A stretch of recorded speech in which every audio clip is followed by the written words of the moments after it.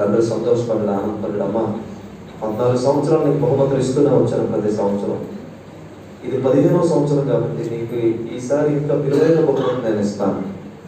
మంచి బహుమతి, ఇప్పుడున్న వాటి కంటే కూడా నీకు చాలా విలువైన బహుమతి ఇవ్వాలనుకుంటా ఉన్నాను అని కుమార్తెతో చెప్పినప్పుడు, కుమార్తె కూడా నా పుట్టినరోజు ఎప్పుడు వస్తుందా అని ఎదురు చూసుకుంది. ఎందుకంటే మా నాన్న నాకు విలువైన బహుమతి, మంచి బహుమతి ఇస్తానని చెప్పాడు నాన్న. తండ్రి కూడా వ్యవసాయం చేసుకుంటాడు, కష్టపడుతున్నాడు తండ్రి. ఎందుకంటే అమ్మాయి పుట్టినరోజు బాగా చేయాలి, మంచి బహుమానం కుమార్తెకి ఇవ్వాలని తండ్రి చాలా కష్టపడుతూ ఉన్నాడు.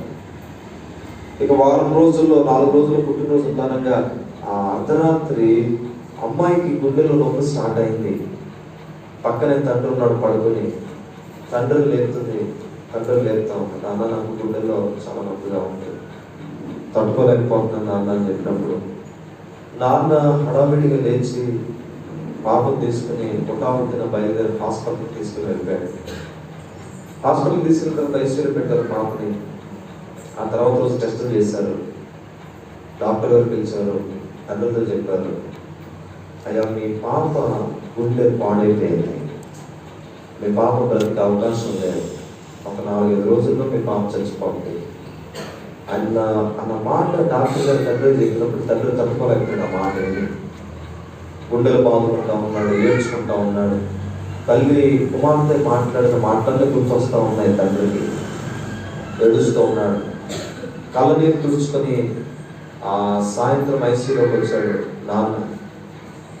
కుమార్తె దగ్గర నిలబడి మాట్లాడుతూ ఉన్నప్పుడు, నాన్న ఎందుకు చాలా దిగులుగా ఉన్నావు, నీరసంగా ఉన్నావు అంటే, ఏం లేదురా, ఏం లేదమ్మా అంతా బాగానే ఉన్నాను అని అంటున్నాడు తండ్రి. అంటూనే ఎక్కడో తెలియని ఏడుపు, ఆయనకు దుఃఖం. అలా ఏడుస్తున్నప్పుడు కుమార్తె అంటుంది, నాన్న నాకు అంత అర్థమైపోయింది, నర్సులు నా గురించి మాట్లాడుకుంటున్నారు నాన్న, నా గుండె పాడైపోయినట్టు కదా, 4-5 రోజుల కంటే ఎక్కువ రోజులు బ్రతకనంటే కదా నాన్న అని అమ్మాయి చెప్తా ఉంటే తండ్రి తట్టుకోలేకపోయాడు. ఏడ్చాడు. నర్సులు వచ్చారు, ఏడవద్దని చెప్పారు, ఏడవడం మంచిది కాదని చెప్పారు. వాళ్ళ నాన్న వెళ్ళిపోతూ ఆ పాప తల మీద చేసి ఒక మాట చెప్పాడు ఆ పాపకి, అమ్మ మీ నాన్న ఉండగా నేను చంపుకోవడమ్మా, నిన్ను ఎలా అయినా నేను బ్రతికించుకుంటాను, నేను ఇంకా భూమి మీద ఉన్నాను, నిన్ను ఎలా అయినా నేను బ్రతికించుకుంటాను నాన్న మాట చెప్పి వెళ్ళిపోయాడు. మళ్ళా డాక్టర్ గారు కలిశాడు. ఇంకేమీ పరిష్కారం లేదంటే డాక్టర్ గారు చెప్పారు, ఏం లేదండి, ఒకే ఒక పరిష్కారం ఏంటంటే గుండె మార్పిడి చేయాలి. ఎవరైనా గుండె ఇస్తే కనుక ఆ గుండెని తీసుకుని అమ్మాయికి ఆ గుండె ఇవ్వాలి. అది జరిగే పని కాదు, మీరు కొనాలన్న కొనలేదు, అది కొన్ని లక్షల కోట్లు అవుతాయి. సరే వెళ్ళిపోయాడు తండ్రి. ఒక వారం రోజులు ఆపరేషన్ చేశారు.